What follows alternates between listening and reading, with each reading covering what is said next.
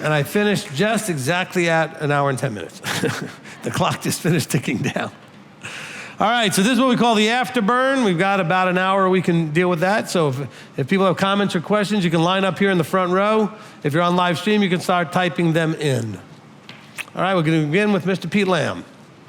So when you got to verse 26, I thought about all those things. I said, that's pretty nasty, what the women are doing and then the men doing stuff. And I thought about what's going on today and how that relates to that. And then further on down, it goes to verse 29, where it talks about a lot of real bad things, unrighteousness, whoring, wickedness, greed, evil, filled with envy, murder, fighting.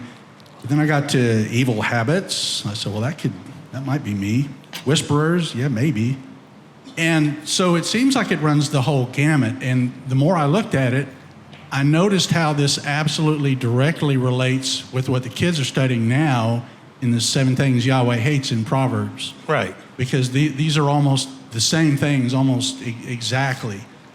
So I guess my point is that I don't think we should focus on the really bad things that we would never dream of doing. We need to look at the things that we're probably guilty of here, which should make us take a much closer critical look at our own behavior. Amen. Okay, I'm glad you brought that up because I ran out of time a little bit. What I want you to understand about that section at the end of chapter 1 is what Pete said. Look for you. Don't look for everybody else. Don't judge everybody else. Don't be like, oh, well, they're the ones who are doing this, and these men and these people. No. That's not your concern. Vengeance is mine, he says. Look for you. You probably have a couple in verse 31. You have a problem maybe with discernment. Most people do. Maybe with unforgiving, because maybe at the very minimum, you're not forgiving yourself. Some of you are ruthless. Okay? But there are lots of things in here. Some of you have pride problems in verse 30. So don't just look at all of these big things and go, well, I don't do that stuff. Well, good. I'm glad you don't. Look for the things you actually have issue with and work on those. But don't be thinking, oh, well, I know so-and-so does. That's already in trouble. Okay? He didn't intend you to use this to measure other people by. He meant this for you to measure you by. All right, let's make sure we're doing that. Be careful. This wasn't meant for you to jump in that position that's not yours. All right? It says when Yeshua will come, he will judge with righteousness. It didn't say you will. Okay? Shamash Rob? All right. Thank you, Rabbi. Towards the end there, when you was talking about, no one comes to the Father, or no one comes to the Son unless the Father draws. That was one of the verses that really got me when I first started coming. That's in John 6. That really got me way before, even before I found your teachings and everything, and just to really understand it. But then I'm starting to understand it more. But I guess to understand some more of this is, I can see it in some people. As I've moved here, I get to talking to people in town, or there's a guy that I run into in a store. He works in a store here locally. So he sees me, I see him, and then every time I talk to him, he's always got it's just one little quick question. He's like, well, he said, what are you doing this weekend? Or he said, you got service. So he came to understanding what I told him about Shabbat. I said, well, this is what we do. And so now he's like, I do. He doesn't work at Friday evening. He goes home. He doesn't work on Saturday. He told him he's not working anymore on Saturday. So then, I told him, I said, we're getting ready for the feast. I said, sun's coming down. I was in there gathering something real quick. He said, so he asked me about the sacrifice. I said, well, we have teachings. I said, yeah, it's got to come back. I said, read Ezekiel. And that's all I tell. And he drops it there. So his drawing, but as I see that he's asking more and more and more questions, at one point, is he just curious, or is he really is he feeling the drawing and I just try to bring him over here, or, am I overstepping, because he'll ask me usually one question. I don't want to be in that teaching mode, but I throw him out one little thing. Everybody needs to, this is a great question. Everybody needs to understand that your role should be, as all of the roles, even the disciples' roles, the apostles' roles. What did the apostles do? They always pointed back to the teacher. Now, they were trained to be teachers, so you guys who are not trained to be teachers yet, you guys should always be pointing them back to the teacher. If they're really interested, they will go listen to a teaching. If they're even more interested, they'll go listen to a second or third, or they'll contact us with questions. So it's not your job to bring them. You certainly can just say, look, if you are really interested, I can get you an appointment. You can talk to my rabbi, you can talk whatever, or I can just give out the information, tell them where the website is, or tell them to find us on YouTube, and let them go ahead and do what they're going to do. You guys did not need a whole lot of prompting once you got your bubble popped. You went running around looking, and you were on YouTube, and you were ever, and you were asking people. You had a hunger and a desire. Most people are curious. They may even have a little bit of interest in trying to figure out what you're doing. That doesn't mean they're actually interested in it themselves. So you have to let them set that pace, okay? Somebody only asks you one question, answer the one question. You may be, getting that happening forever. I mean, because they're really not interested. They're just somebody who likes to ask a lot of questions about this, that, and the other thing, and that's fine. My father used to ask me a lot of stuff about what I was doing. He had no interest in it. He had curiosity sometimes, well, do we do this, or why do we do that, or what are we doing? Even though he was Jewish, but we were never, my upbringing, we were never really that observant, right? And so, I talk a little bit about the ministry and things we're doing, but he had no interest in actually doing this or being a part of it. Did that help? All right, thank you. All right, Judy? Shalom, Rabbi. Shalom. So just a couple of things. For Romans 1, verse 8, where the verse says, your belief is spoken of in all the world.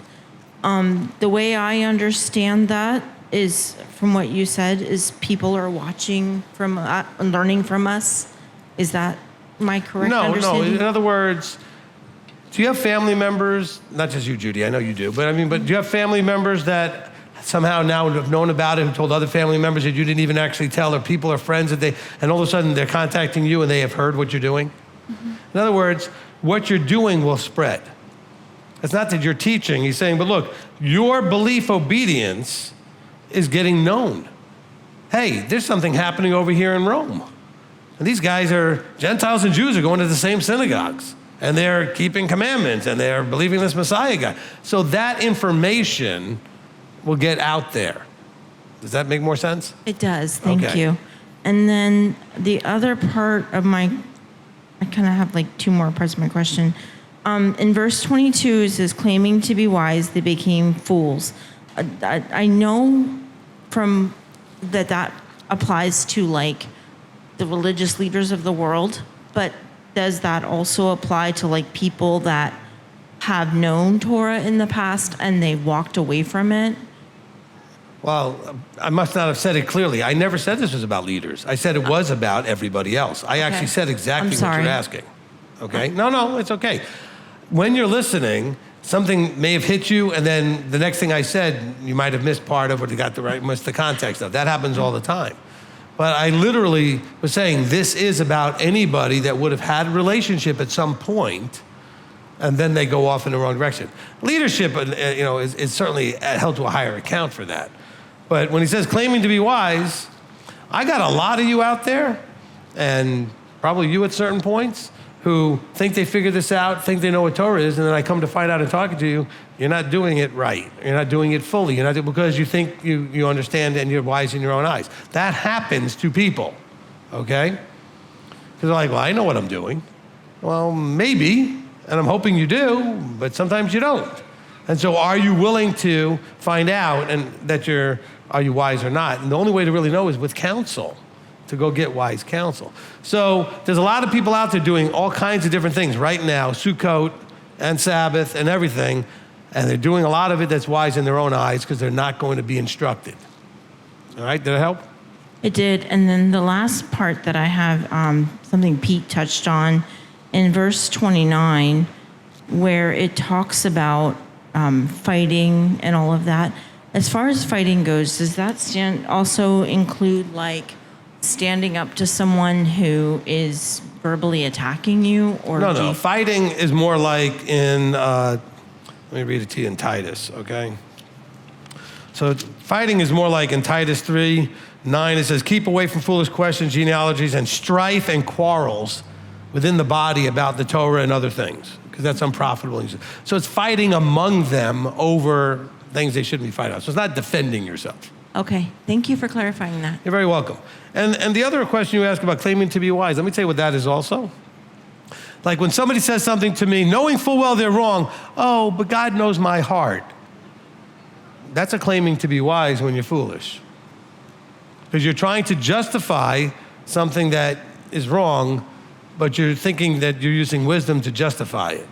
Well, certainly he knows that because I've had people say, well, God wouldn't want me not to be able to feed my family.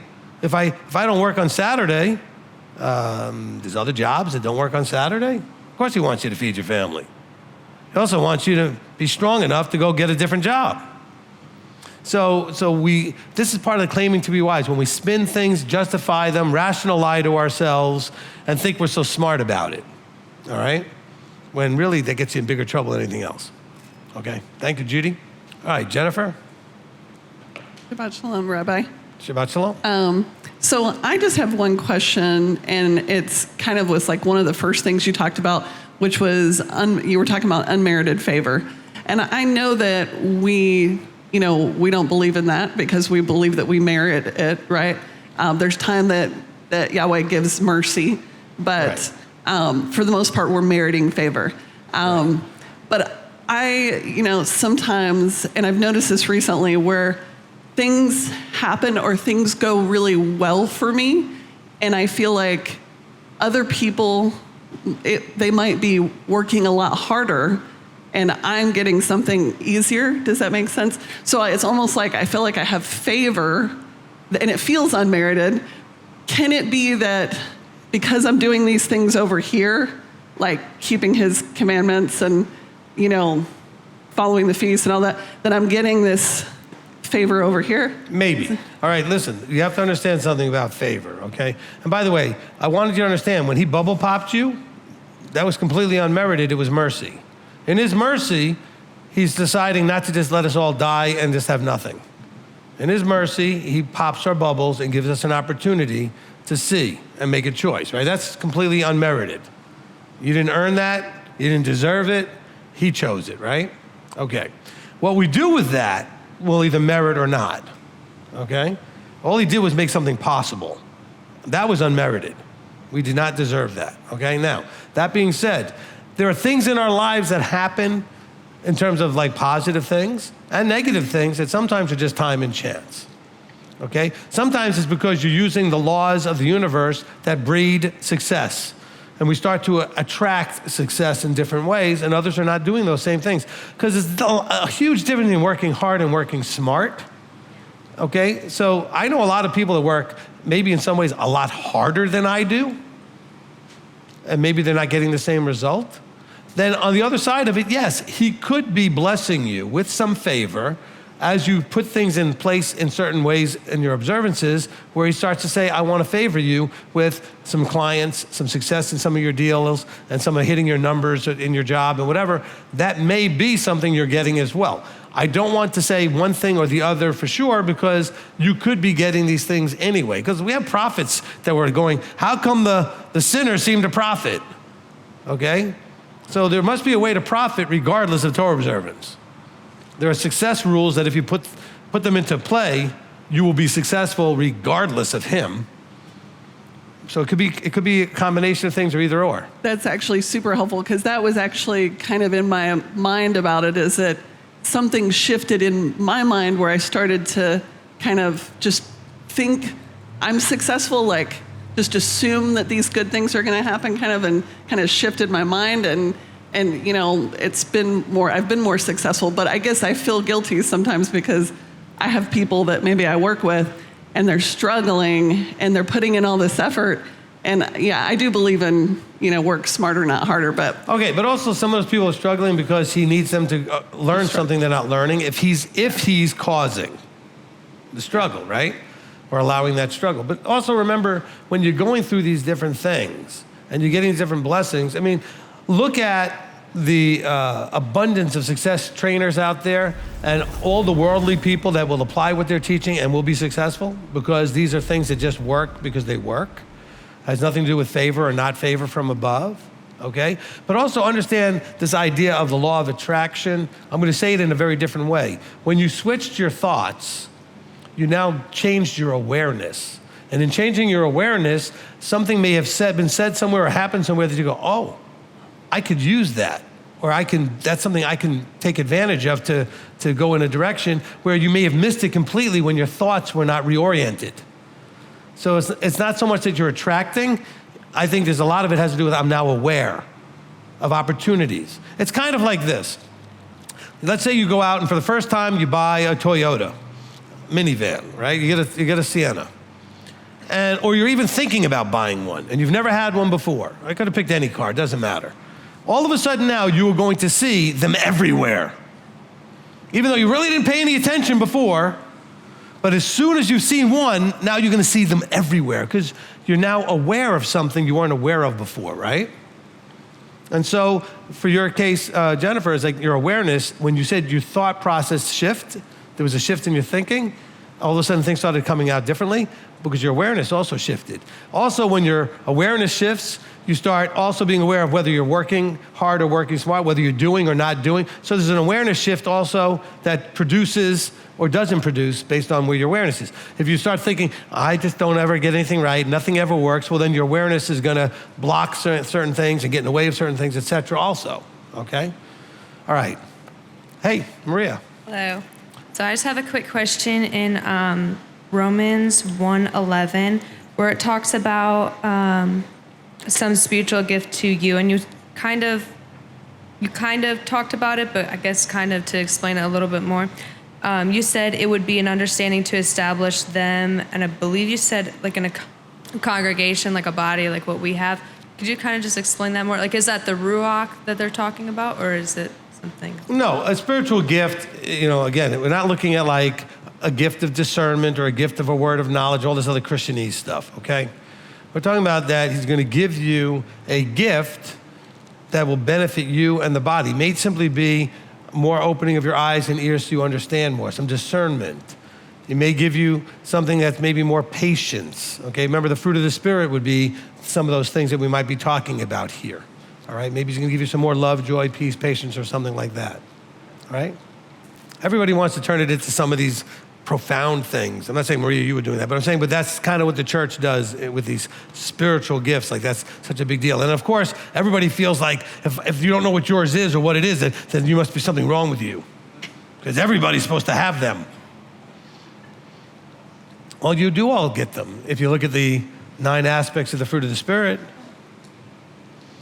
all right, not limited to anybody. All right, Janet.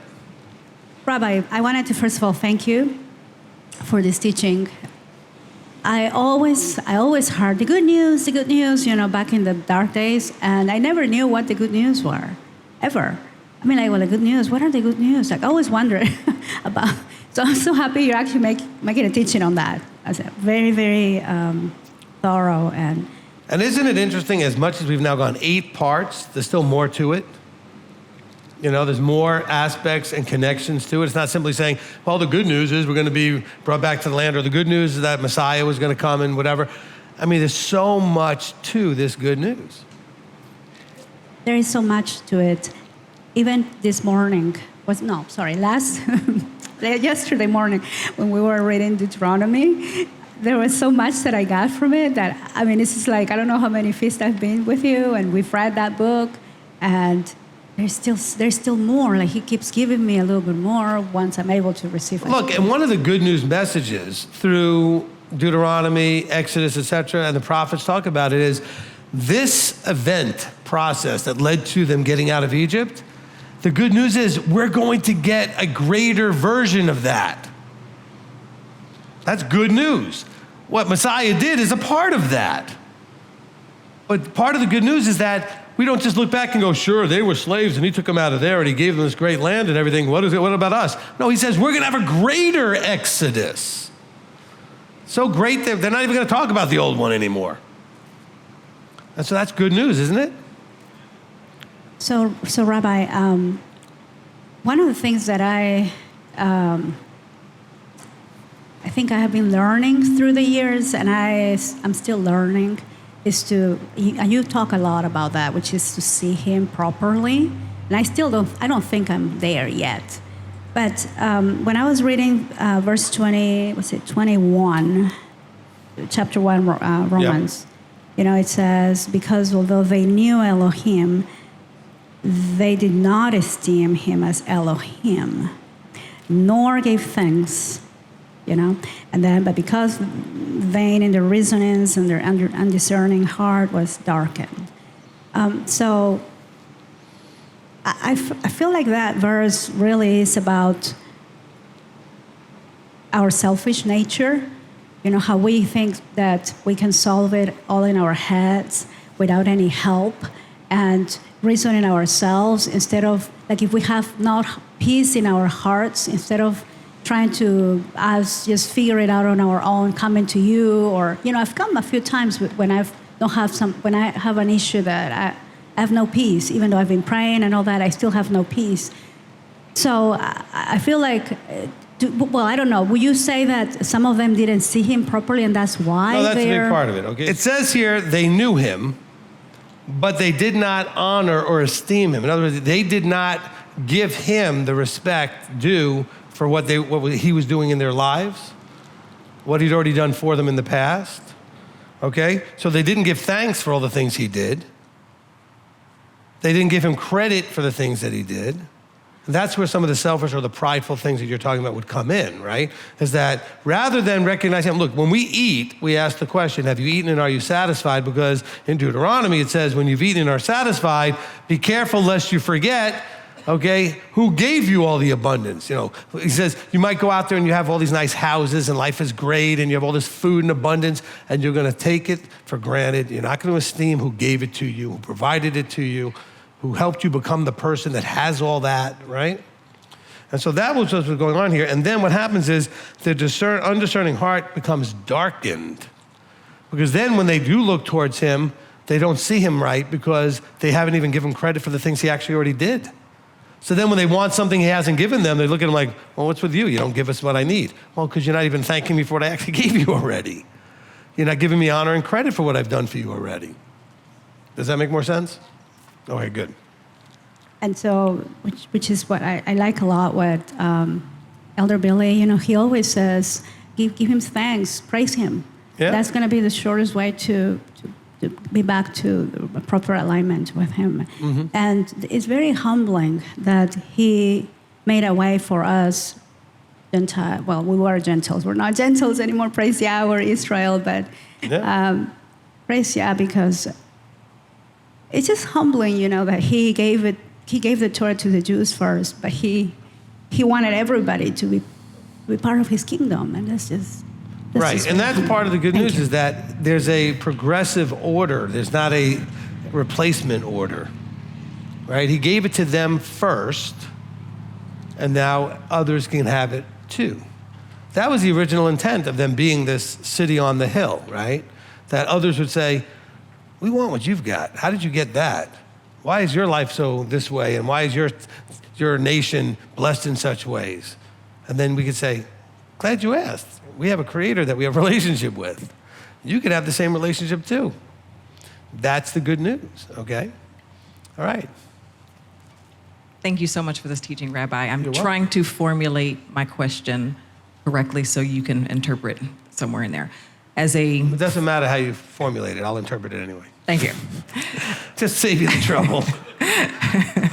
That's what I needed you to do, because I don't know the right word necessarily. So as a former Christian, is it correct to say that all the times we've tried to share the good news, we can't even really understand the good news without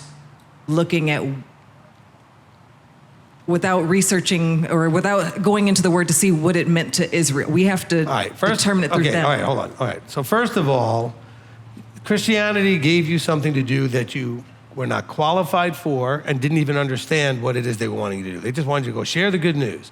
They wanted you to teach about Jesus. That's what they wanted you to do. All right, Messiah is a absolute huge part of this good news. He's not the hugest part in terms of the amount of information, but he is impactfully the hugest part of it, right? So the impact of Messiah is because remember, he's also the one that gave all the stuff in the old too. So that part makes him the most vital part of the good news. But if you don't use that good news to help understand the purpose of it, the understanding is the relationship that you then can have by being delivered out of the nonsense, out of the reprobate mind, out of the delusion, out of the all that nonsense, to come into truth and relationship with our Creator in a proper way. You could not do that then. So they sent you out to do something that you could not do. When I say you weren't qualified, it's because how could you do something that they never trained you, because you didn't even know what it meant. You didn't even know what they thought it meant. It just had to do with Messiah in some way. Hey, we just want to let you know that there's a Messiah and he died. Everybody in the world has heard of him, okay? So that's not what they need to hear. They need to understand what is the impact that you're supposed to get from that. Well, he'll set you free. In what way? From what? He's the answer, okay? To what questions? And what's the answer? He's the answer. Just knowing that he exists is the answer? Knowing that he's the way and finding out what that way is part of the answer. Knowing he's the truth and finding out how to apply that truth is the answer. Knowing about he's the life and how to have that life and what that looks like is the answer, right? These are things that are actually part of the answer. They're not teaching people in Christianity this stuff. So when you were sent out basically blindfolded, gagged, and with your hands behind your back. And now you're supposed to preach something. There was no way you could have done it. I mean, well, you did whatever the best you could, what they told you to, but there's nothing that you could have done that was like this. Does it make sense? Thank All right. you. You're welcome. All right, Monica. Hi, Rabbi. How are you? I want you to clarify something for me. I think that's what I want. It's not a question. It's just a clarification that I want from you. When it's very easy to see somebody else's faults and say, look, he's doing this and this, and right. That's wrong, right? And right. I am a perfect person or whatever. Right. But only when you're humble enough, and you can see your mistakes and everything, I think that's the way you can see the fault, because everybody is wise in their own eyes, right? So we think we are right. And then we start to rationalize about ourselves. Now, my question, well, it's not a question, but what I want you to explain to me, remember when the rich ruler came to Yeshua? Yes. And Yeshua said, okay, get rid of your things. To me, that's what we have to do with all our stuff, is get rid of your mindsets. Get rid of what you're thinking, because you rationalize to yourself of your mindsets, okay. And then come and follow me. Is that right? I don't think that's what he was talking about, but that certainly works, okay? Look, here's the thing, all right? First of all, I want to hit the first thing that you said, which is, when you put your eyes on other people, I'm going to give you a different way to do it. If you see something in them, I want you to say to yourself, because especially if it looks that way, that they don't seem to be aware of it, right? You think you want to say something because they're doing something that they don't seem to be aware of. So you know what you should be asking? I wonder what I'm doing that I'm not aware of. Instead of worrying about what they're doing and thinking, oh, look at them, well, they seem to be not aware that they either are doing it or that they shouldn't be doing it. What are you doing that's like that other people are looking at you going, well, they're thinking the same thing about you that you're thinking about that person? Take your eyes off of all that, bring them back to you, work on you. Okay, they're not your problem. He's got that covered, he's got them under control, he's got them handled. They are not your problem, okay? You know who's your problem? You have children up to about 18, they're your problem. After that, they're not your problem, okay? They may be causing you problems, but they're not your problem, all right? You're responsible for you, primarily, okay? Now, as far as the young ruler, okay, and Yeshua said, well, sell your stuff, because his problem was, Monica, that, and this is what you want to look for, what is it that you're elevating to distraction from what you should be doing? He loved his stuff. His obsession was his stuff. Picture the guy, okay, I'm going to use two examples, maybe they'll work. Picture the guy who has a car that he babies and he washes and he buffs and he this, and don't even look at it too hard or whatever, right? He has this obsession with this car. We all have something that we obsess on. Ladies, it could be like, certain keepsakes or your garden or whatever it is that you do, right? And you have this love and it's your obsession.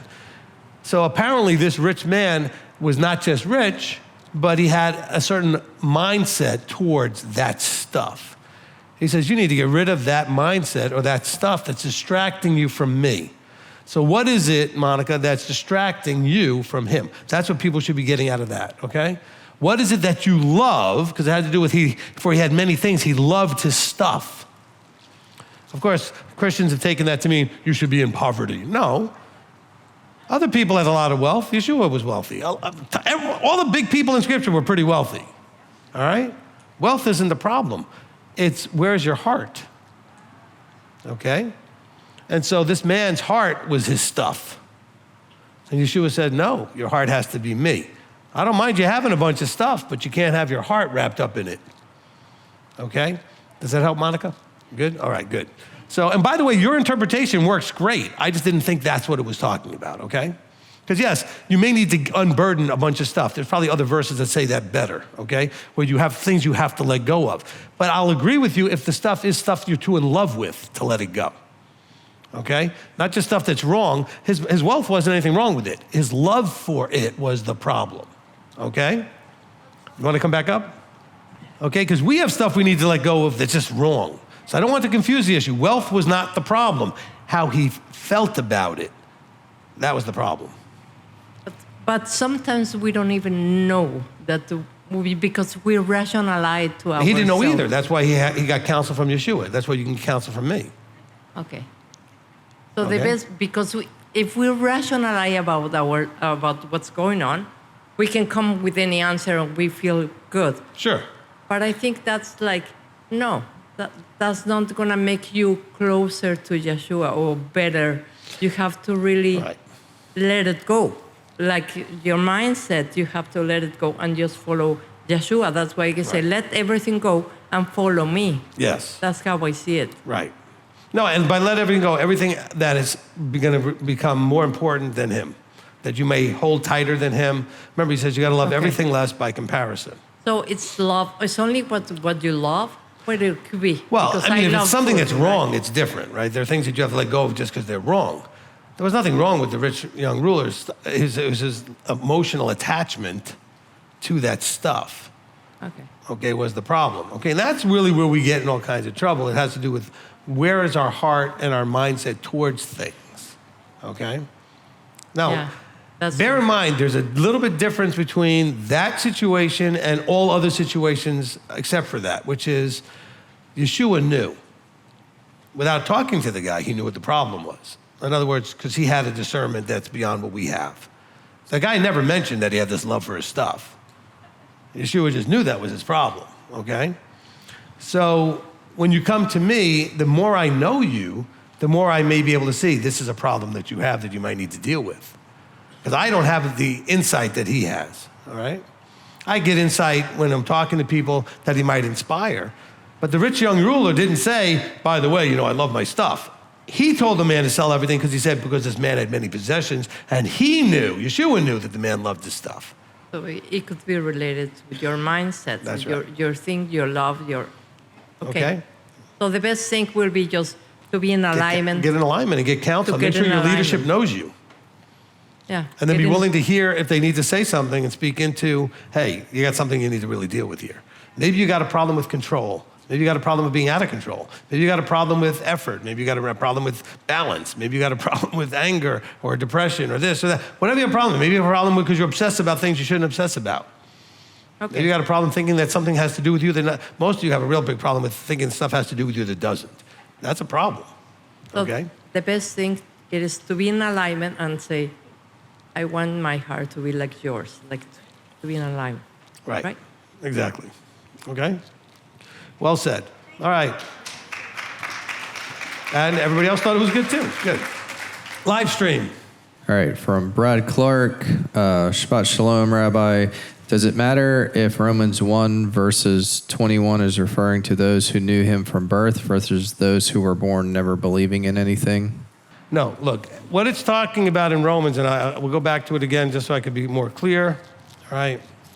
Okay, in verse 21 it says, because although they knew him, It doesn't matter at what point they knew him. They knew him before this verse, okay? Whether from birth or whether after being called, it's about, they knew him, and then they made, by the way, you see this in the first century believing body as well. Those who knew him, a lot of them went in all kinds of weird directions, okay? So it refers to all after the point of knowing him, okay? Next.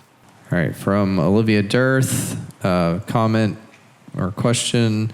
Shabbat Shalom, Rabbi. When you said they don't see him in a full way and them knowing him, I think about John 9:40 and 41. Is this linked? Probably in some ways. It says, those of the Pharisees who were with him heard these words and said to him, are we blind too? He should have said, well, if you were blind, you would have no sin, but now you say we see, therefore your sin remains. So that's probably very much like what's going on in Romans, okay?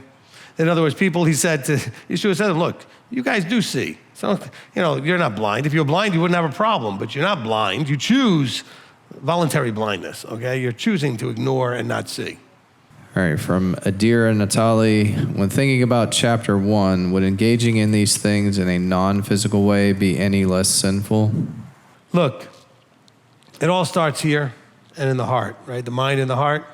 Out of the abundance of the heart, the mouth speaks, but also out of the abundance of the heart, we take action, okay? Yeshua started off with his very first Torah instruction speech saying, hey, you know what it says about murder? Well, I'm telling you, thinking about it is the same problem. It's also a sin, right? You know what it says about adultery? You're thinking about it's the same problem. Okay, so I would say to Adira, yes. Okay, it's both the non-physical, like actually thinking about it, as opposed to just actually doing it. All right. All right, from Easy D. Herrera, Rabbi, the verses in Romans chapter 1, 17 through 32 substantiates Torah observance being covenanted is forever, not something we choose to do whenever we feel like it, like Hasatan would like us to do, correct? Correct. Okay, that was not the verse that was put on my screen, but yes. It was technically a two-parter, but... That's fine. From Rachel E., and this one is a two-parter. Through m.t.o.i, I have come to learn just how important the vertical structure is for proper instruction in the Word. Now I am super careful about discussing beliefs amongst brothers/sisters. There are far too many beliefs, and they do tend to bring difference of opinion. This brings fighting and strife. Is there a way to get together with brethren and not be, quote-unquote, foolish in fellowship? Is there a way, read the last part, is there a way to do what? Is there a way to get together with brethren and not be, quote-unquote, foolish in fellowship? Look, you are not restricted in who you hang out with. What you want to do is be sort of circumspect about how much time you spend with people in various levels of positive or negative into what you're doing in your life, okay?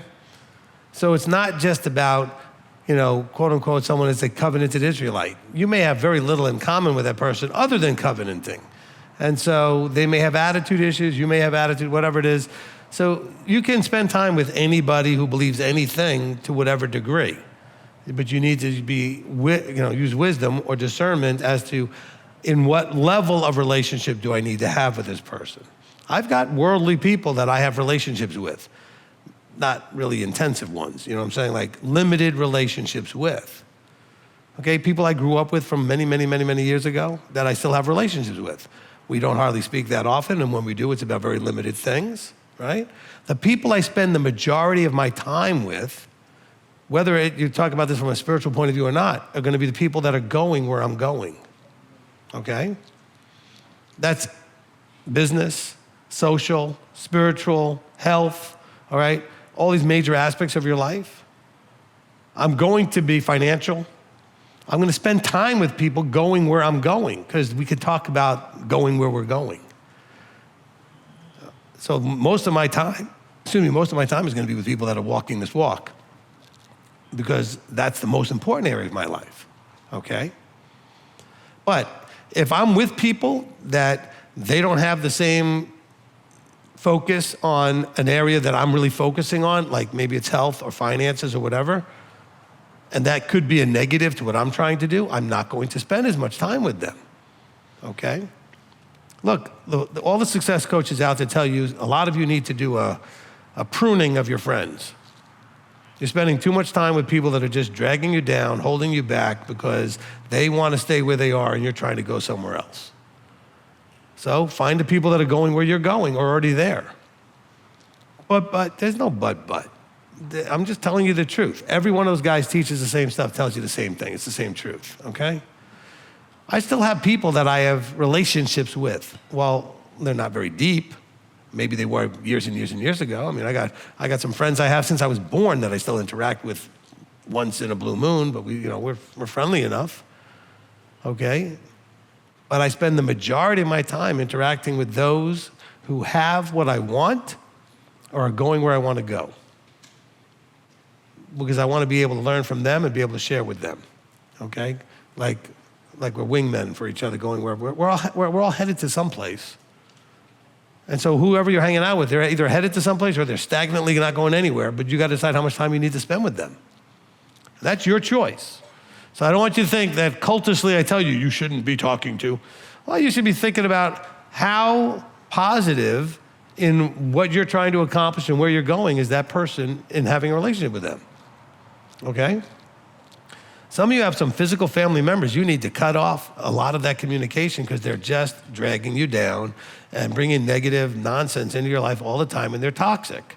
Some of you have friends that you've had for years and years and years, but they're toxic. But you don't understand. I do understand. You don't understand.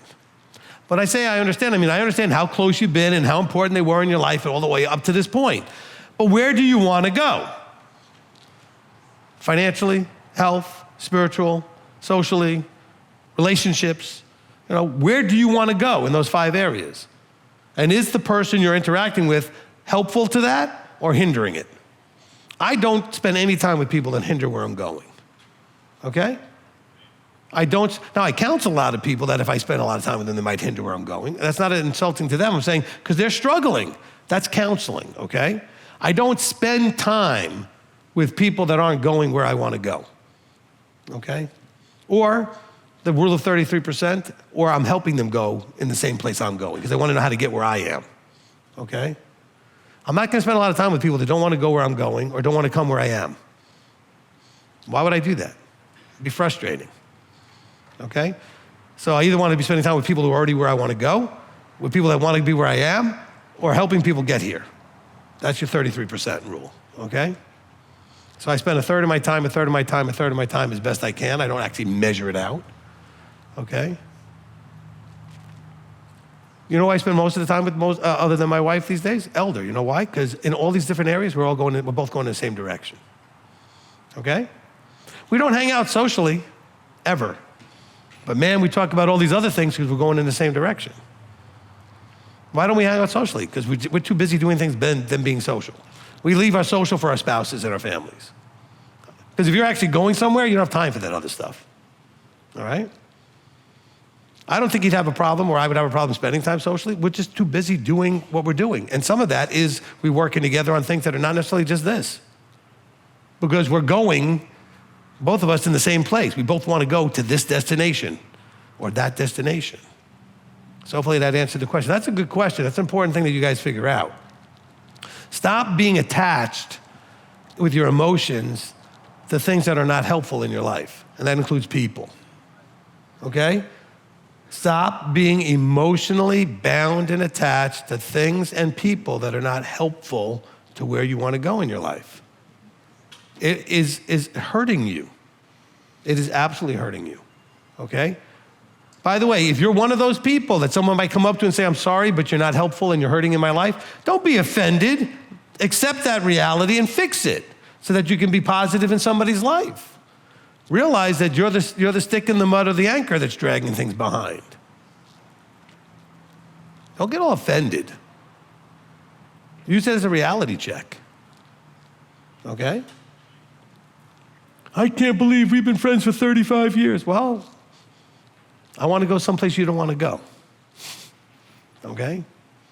You can come with me, but in 35 years, I've seen you don't want to go. I mean, I wouldn't have a problem. I would even recommend you offer them, hey, I'm going here. If you want to go with me, that's great. You can still come with me. But if you don't, I'm going. Okay, and I'm not staying over here with one foot over here. I'm going. Both feet, whole body, everything. I'm going over there. All right? That make sense? Does it sound a little harsh? I hope it doesn't.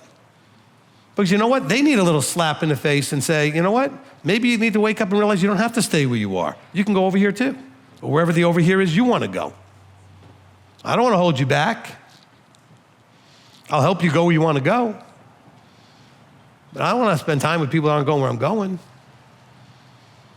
We're all going to the kingdom, aren't we? All right, well then that's okay. Two can't walk together unless they agree, right? We have the verse in Amos, right? Two can't work together unless they agree.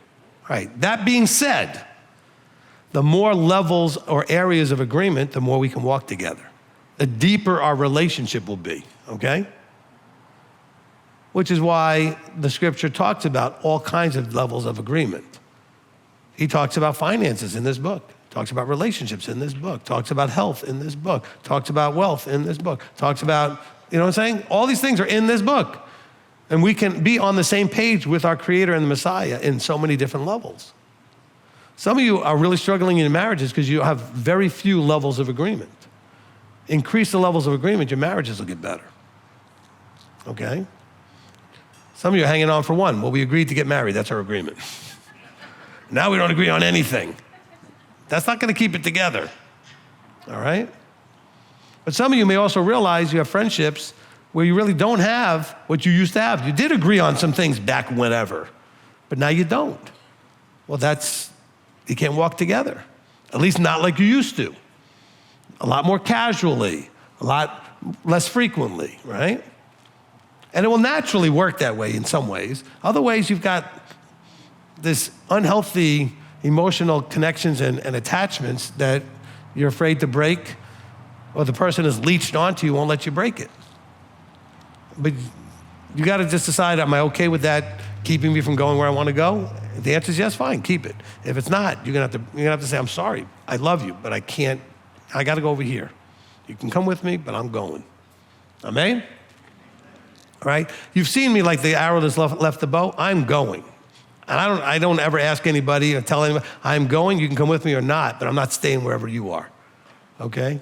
That's in everything in my life. My wife would tell you, I make decisions quick, I make them firm, and she's just dragging and flying and like holding on, and she's flying this way, you know, she's just holding on. Because she's gonna come with me. But I'm going. I'm 61. I feel like I'm just starting. All right, I'm going. I'm counting on 150 because I got a lot to do. Okay? And I'm a little frustrated that I'm starting later than I wanted on some of these things. So I'm going to keep it going and live long enough so that I can enjoy everything that I'm trying to do. Okay? But some of you have already quit on a lot of stuff. Don't quit. Quit meaning, I'll just accept the way it is and I'm not going to try and I'm not going anywhere. Life sucks. All right? And I'm just going to be miserable. All right. Why just, I don't care how old you are. It's never too late to aim at something and move and keep going forward. All right? I don't care. Listen, elder can tell you, I couldn't move. I couldn't walk. I couldn't stand up. I was so sick. My lungs had shut down. Some of you don't know about this. You can go look at like April or March of like 3 years ago, 4 years, whatever it was.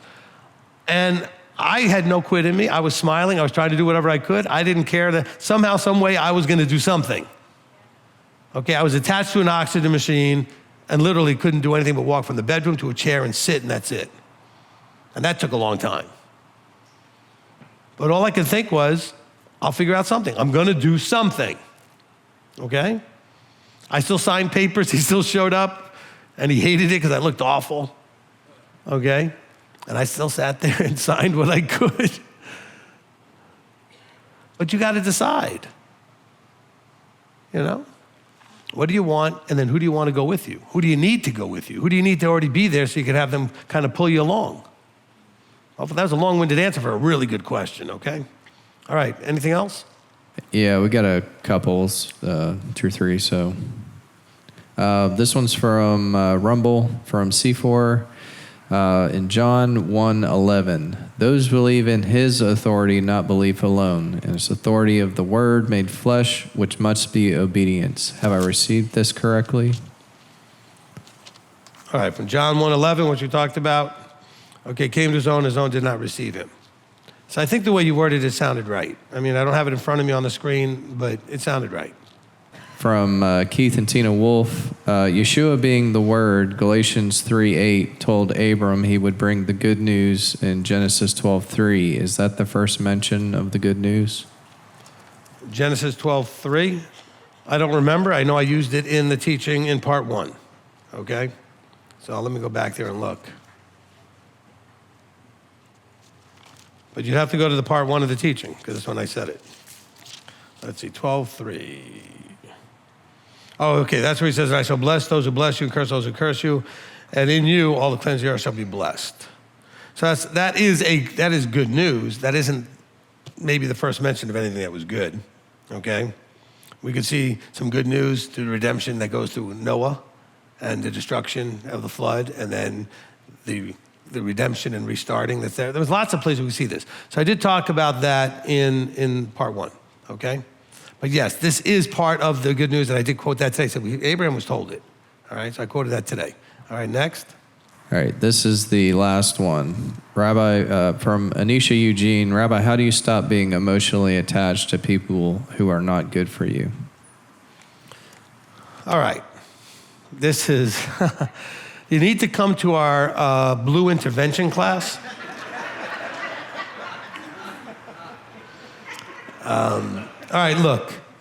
The answer is the same answer to how do you stop being emotionally anything, all right? You're going to have to get to the place where your mind is stronger than your emotions. So that way you can control whether or not they are being appropriate. Emotions are critically important, but it's also critically important that they're not driving. The mind must be the driver, okay? It's the captain of the ship. Problem is the emotions are like the mutiny that just takes over the ship and goes wherever it wants. And so you're going to have to do research about how to get your emotions under control, all right? I can't teach you that here over the screen real quickly here, but it's not just how do I stop being emotionally attached to people. There's going to be certain emotions, if I counsel you, would explain why you're emotionally attached to people. What is the insecurity you have with losing people? Is there an abandonment issue? Is there a fear of without their help, whatever. I mean, I could dig under if we were talking and find probably what your particular thing is, which is what I usually do in counseling. I mean, I'll dig under and figure out what the actual, there's a fear. All right, all of you that have your emotions running amok is a fear, okay? There's some fear driving that. And so we have to dig under and figure out what that fear is. Okay, what about the person who's overly loves somebody? They overly love something. You overly love something because you're afraid something bad's gonna happen to it. It's gonna get a mark, it's gonna get a scratch, it's gonna get damaged, it's gonna get this, it's gonna get that. There's always a fear. Whether it's relationships or stuff, it doesn't matter, okay? Underneath is always a fear that causes the emotion to run. The mind has to say, we're not gonna be afraid. We're not gonna let the emotion drive and just, do its thing. I mean, I want you to have overjoyed emotions, and I want you to have loving emotions, and I want you to have just incredible peace emotions, but they have to be guided by the captain of the ship, your mind, okay? All right, Laura, who got inspired after I said all that, to jump up. Funny that that question should be asked, because that's why I came up. And I want to thank you for the opportunity to share my thoughts and my experiences and my questions. So no, and look, and there are a few of you being one of them, Janet being one of them, who have some professional training in some of this stuff, that I think it is helpful to hear what you have and also to hear your endorsement of whatever I'm saying, so that they're getting it not just from me. And so, because there are some of you that might say all kinds of whatever, but you actually have training and do this for a living, so does she, right? So, I mean, that's the kind of stuff that I think helps give people more of a like, oh, okay, they're in agreement, Yeah, and sometimes just another approach or a different way of expressing it can be received by different people in different ways. as we were talking long back about being obsessed with a car or a house or whatever it is, I think that we can also be obsessed with people. Absolutely. And whether keeping them around is important to us or trying to figure out what they're doing, why they're doing it. It's all a big game of control and fear. Let me give you an example. I have a recent association with a woman that I need to work with every now and then. And she is triggering in me something that I thought was long past. And so it's like this bird comes by, right?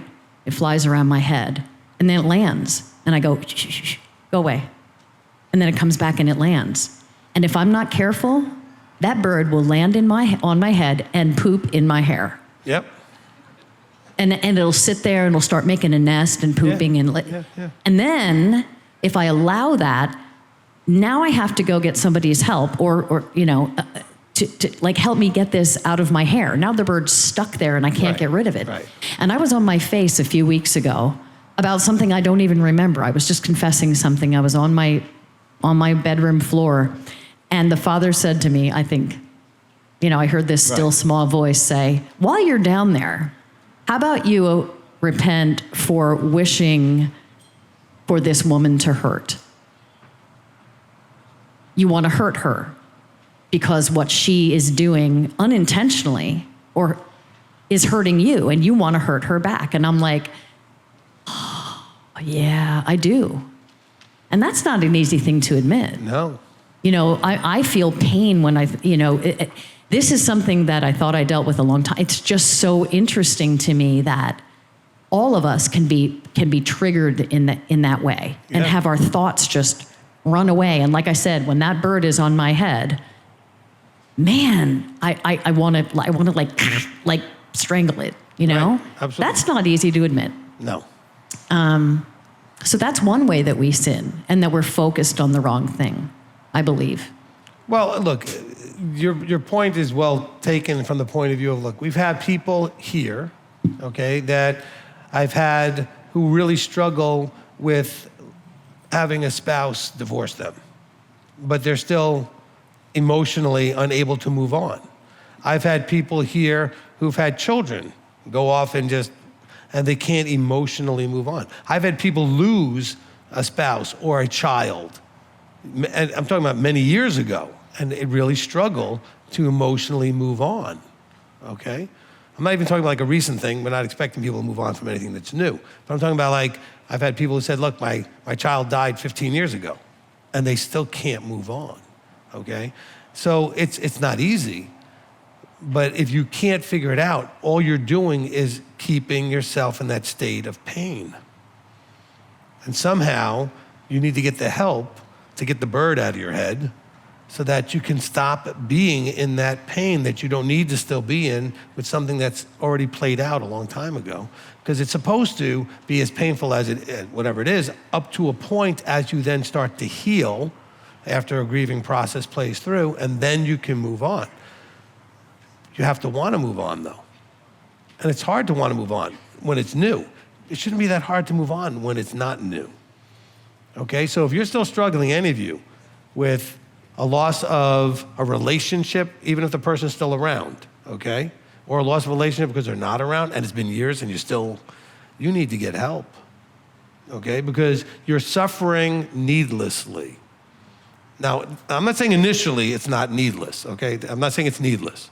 But if it's been 5 years, 10 years, you shouldn't be still suffering on that level. You should have a few occasional moments that remind you of the loss, and it's sad, and those should be few and far between by the time enough time goes by.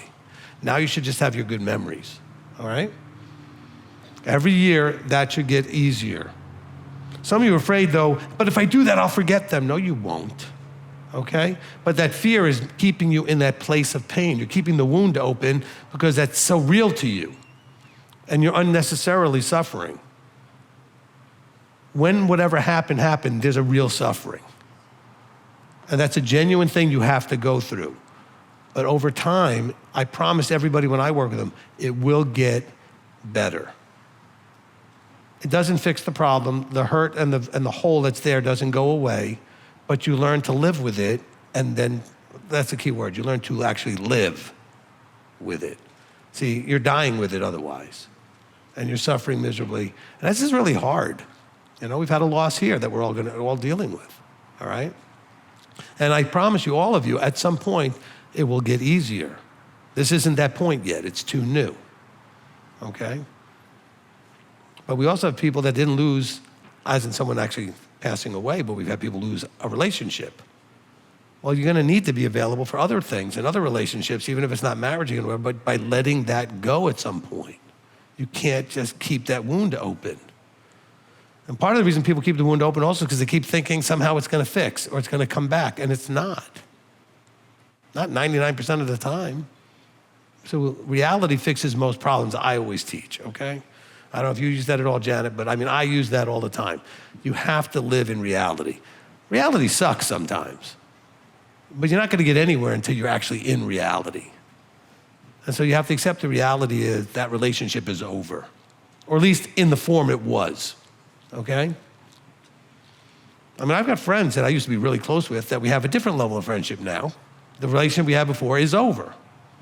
For no reason except that we both kind of just whatever, right? We're just not as close as we used to be. We have different things going on in our lives. We've moved on. Sometimes it's hard to move on. And then you'll keep that wound open as that pain somehow connects you to them still, which you don't need to do that. It's a terrible thing to do. Pain is not the way to remember them, okay? I don't know. Hopefully it helps somebody. You can clap for that. You know, I liken it to being in a beautiful home or maybe a beautiful meadow, and there's this one little area, you know, a corner or a little pile of mud, a little hole, and we stand and we stare at it, and we stare at it, and we stare at it, and we stare at it, and we say, this is just awful. And we're so focused on this one little thing that all the wonderful things that are happening around us, we're completely unaware of, or we don't appreciate. And where is the place for the Father to be appreciated and seen and felt and glorified and praised for what he is still providing and what he can provide if we will just receive it? I've been sobbing out loud for hours over various things in my life, various struggles, and yet, despite the sobs that are wrenching my body, I can be saying, Father, I thank you, I praise you. I know that you're here and that you hurt with me and that you are going to bring me through this and that you are already providing what I need. Amen. Yeah, listen. And let's just take what we're going through right now as a family here, okay? This is very new. We all need to go through, those of us that know what's going on, we all have to go through what's called a grieving process. Please don't stand in the way of the process. Let it play out in your body, in your heart, in your mind. It has to. It's unhealthy for you to just avoid dealing with it.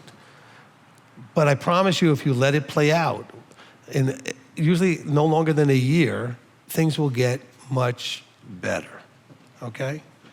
You'll be more emotionally able to be in a healthy place. But I'm not saying you guys need to just suck it up now. That would be the dumbest thing to do. Let it play out. Cry if you need to cry.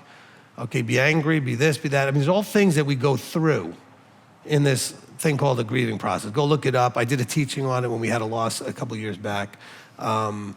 There's like 12 typical steps that people go through. You don't have to go through all of them. They don't go in a particular order. You might find yourself experiencing some of them. But let yourself go through this. And what will happen is over time, things will still trigger the grief, but it will be, instead of a 10, it might be a 9. And then another time later on down the road, it might be a 7 or a 5. And it'll still hurt, but it won't be debilitating, okay? So I don't want you to derail any of that. I don't want you to get in the way of any of that. You have to let that play out. However, if this is now 8 or 10 years later, now we're really talking about something unhealthy that needed to be dealt with, okay? All right? It doesn't minimize the actual tragedy you experienced, but you shouldn't still be reliving that on the level that you are. You need to get some counsel and help to heal that. All right? Okay. All right, so that's going to end it for us here.